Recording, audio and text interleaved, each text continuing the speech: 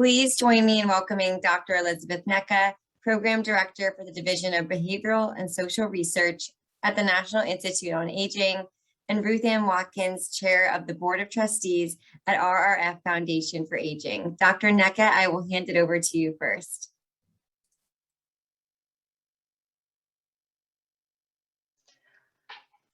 Thanks. It's nice to speak with you all today. So I wanted to speak with you today about the National Institute of Aging research priorities, our portfolio, and funding opportunities. And I am housed within the Division of Behavioral and Social Research at the National Institute on Aging. Next, please. Next. The NIA supports and conducts genetic, biological, clinical, behavioral, social, and economic research on aging. Our mission is to foster the development of research and clinician scientists in aging, to provide research resources, and to disseminate information about aging and advances in research to the public, healthcare professionals, and the scientific community, among a variety of audiences. Next. As you'll see here, I've taken our strategic plan and I've made it into a word cloud. And I want to draw your attention to two words that stick out and are particularly relevant for our audience here today, one of which is social and the other of which is interventions. So at the National Institute on Aging, we support a wide variety of research on social factors that influence health and well-being and aging in late life, as well as interventions that can target social connections and social isolation to determine downstream effects of those interventions on health and well-being. Next slide, please. I'm housed within the Division of Behavioral and Social Research at the National Institute on Aging, which supports most of our social, behavioral, psychological, and economic research on the processes of aging at the individual and societal levels. This goes from genetics to cross-national comparative research and basic through translational research. We support research on social processes at the dyadic level, including family and interpersonal relationships, as well as biobehavioral research on the mechanistic pathways that link social and behavioral factors to health in midlife and older age. Our research priorities also include studies on interpersonal mechanisms in early and midlife that influence late life outcomes and trajectories of aging, particularly as these relate to later life health inequities, as well as research on the science of behavior change. So how do we get people to change their behaviors and maintain behavior change? And finally, mechanisms by which social isolation and healthy social relationships impact aging outcomes. Next, please. So recent research funded by the National Institute on Aging demonstrated that loneliness is associated with increased dementia risk independent of other factors. So you can see here that gender, race, and ethnicity, education, and genetics have an impact on risk of developing dementia, behavioral risk factors, depression, and actual social isolation. Above and beyond these, loneliness is also a predictor and is associated with a 40% increase in risk of dementia across a 10-year period. Now, this is one of many studies that is demonstrating this, but I think what's compelling here is that this research demonstrates that loneliness is an independent risk factor and really suggests that we need to be supporting work to understand how this is associated with an increased risk of dementia and how we can tackle this problem. Next, please. So here's a list of projects that we support here at the National Institute on Aging. This is publicly available information that I encourage you to check out on reporter.nih.gov. Our research portfolio includes projects on volunteering and other interventions to reduce loneliness in late life, as well as research to understand how it is that loneliness impacts Alzheimer's disease, health, and well-being across the lifespan.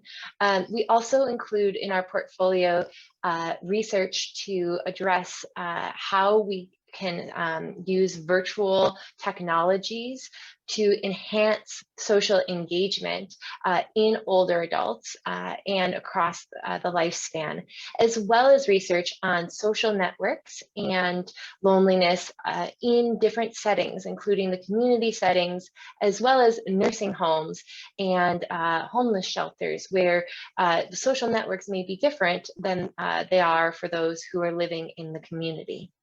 Next, please. We recently supported research through a funding opportunity entitled Biopsychosocial Factors of Social Connectedness and Isolation.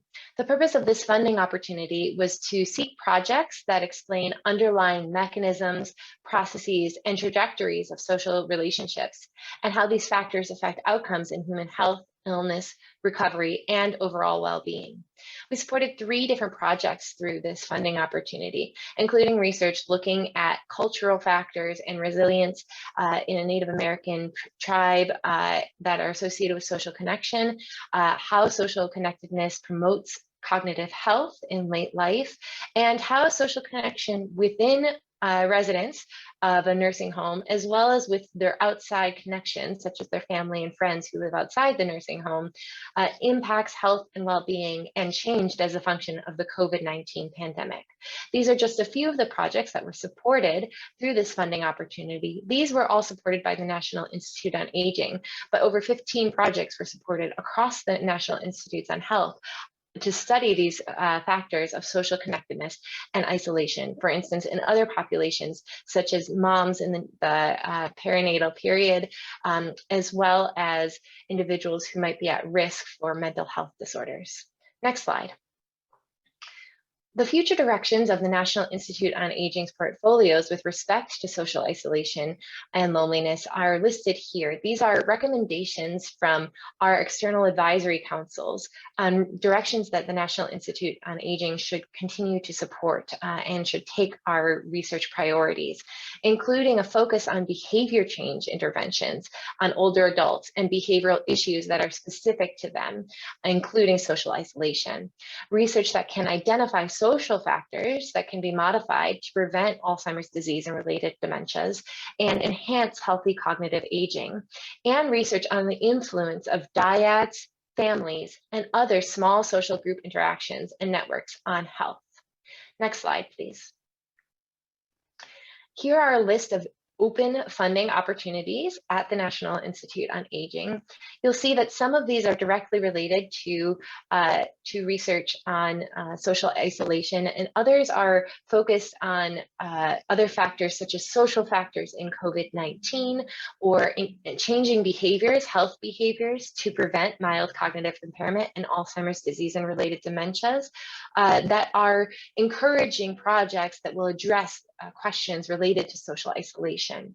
One that I want to call your attention to is Pragmatic Trials for Dementia Care and Caregiver Support, which supports projects that would be administered at large levels in the community that are interventions to address some of the issues that face dementia caregivers, including issues of social isolation. Also, the funding opportunity that I recently mentioned, where I showed you the 3 projects that had been funded on biopsychosocial mechanisms of social isolation and connectedness as they relate to health, was reissued 2 days ago. So we are still soliciting applications that would address the issues in that funding opportunity. Next slide, please. To get involved in research, we highly encourage you to check out our blog and subscribe. It's Inside NIA. There you can find out more about the latest scientific findings from NIA-supported research, as well as funding opportunities where you might be able to develop applications for research projects that National Institute on Aging can support. If you are planning on developing research projects and soliciting NIA support, I would encourage you to contact a program officer who can speak with you about National Institute on Aging's priorities in this space. And if you'd like to learn more about the research that we're supporting, I encourage you to reach out to our NIA press team. Thanks so much. And I'm now going to hand the mic over to Ruth Ann.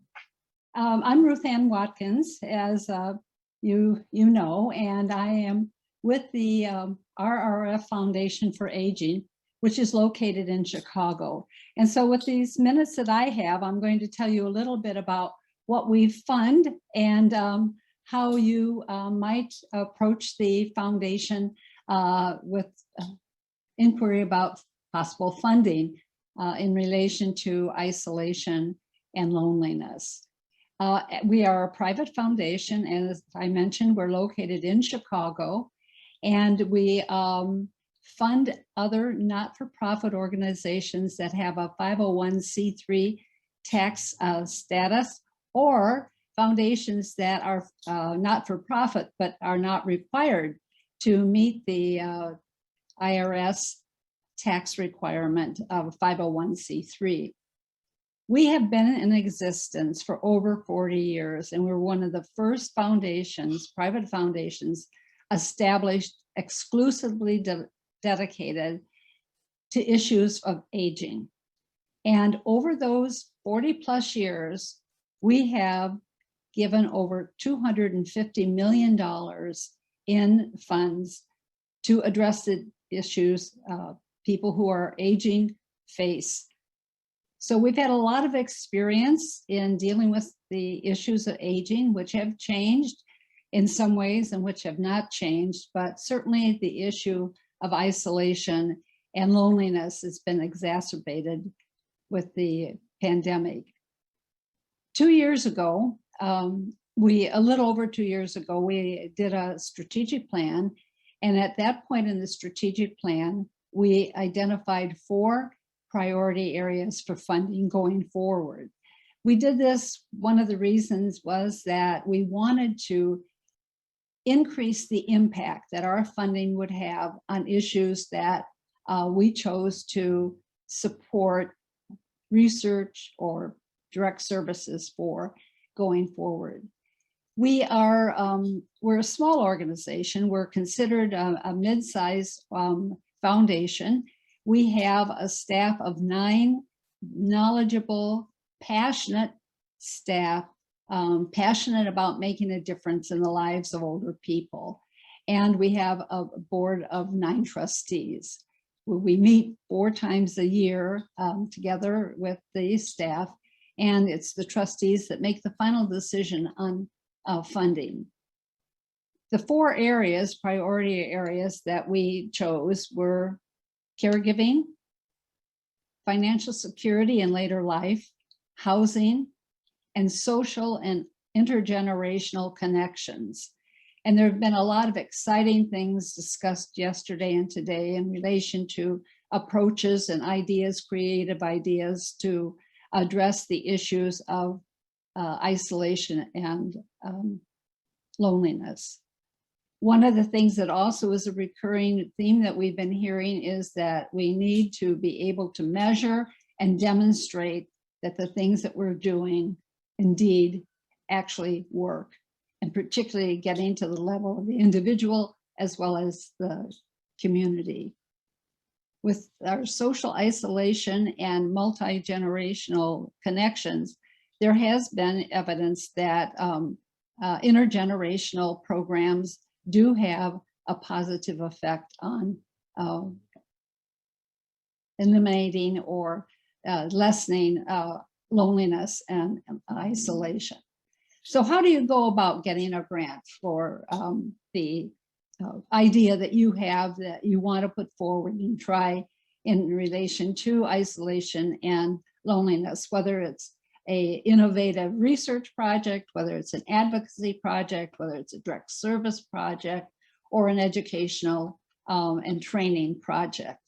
So the first thing you do is you go to the website, and I would recommend this that not just for our foundation, but to any foundation if you're thinking about approaching a foundation for the funding. Because a website tells you what the particular foundation is interested in funding. It tells you the calendar of the activities, whether, when grants are submitted, when the funding decision is made, and who makes that. And also whether or not you can apply what we would call a responsive grant, where you just submit a grant proposal to the foundation, or whether you're required to do a letter of inquiry. And in our case, we recently decided that a letter of inquiry is required before a full proposal will be accepted. And when you submit the letter of inquiry, it is reviewed by our program officers, and the decision is made of whether or not it appears to be a topic that would be of interest in the foundation funding. if it has potential for impact and making a difference in isolation and loneliness, and if it is a project that can be duplicated or replicated, depending on, and if the idea is, fully developed. So depending on what the decision is, an invitation to submit a full proposal may be sent to the person who has submitted the LR, letter of inquiry, or there may be a letter that goes to the person saying that an invitation is not going to be extended for funding. The other thing you find on our website is you will find the evaluation guidelines, and you will find the what is required for dissemination, the types of reports that are required. If we fund both on a individual 1-year basis or multi-year basis, and during that period of time, whether it's a 1-year or multi-year, you will know that you will be expected to submit a progress report and a final report where we're interested in what the findings have been, whether it's been successful or not successful, the lessons learned, and how you plan to disseminate your findings. Now, this is another area where we've increased our emphasis, is that we want to be able to get the findings out where they make a difference, the lessons learned, so that it gets down as far as the individual person who is suffering with isolation and loneliness, to the people who are providing the services or training people. And we've heard that theme over the last 2 days too. It must get to the people who are making a difference. And so the other thing is that you would need to know is that there's a program officer that follows you through your whole grant cycle if you've been given the grant. And the program officer is a resource for you. They're very, very valuable, very committed. We do fund on both a local, state, and national level, but we only fund in the United States. We do not do foreign grants, as some foundations do. So here we are as a foundation that is committed to solving the problems of aging in this country. And the issue of isolation and loneliness has only grown over the years, and has something that we have great interest in. As you know, we've put it as a priority area. So I would urge you to contact the foundation with an idea. One of the people who presented earlier carries around a little pocket full of ideas, so that's a good idea. So the foundation is committed to this topic, and we welcome your inquiry and your commitment. Thank you for this opportunity.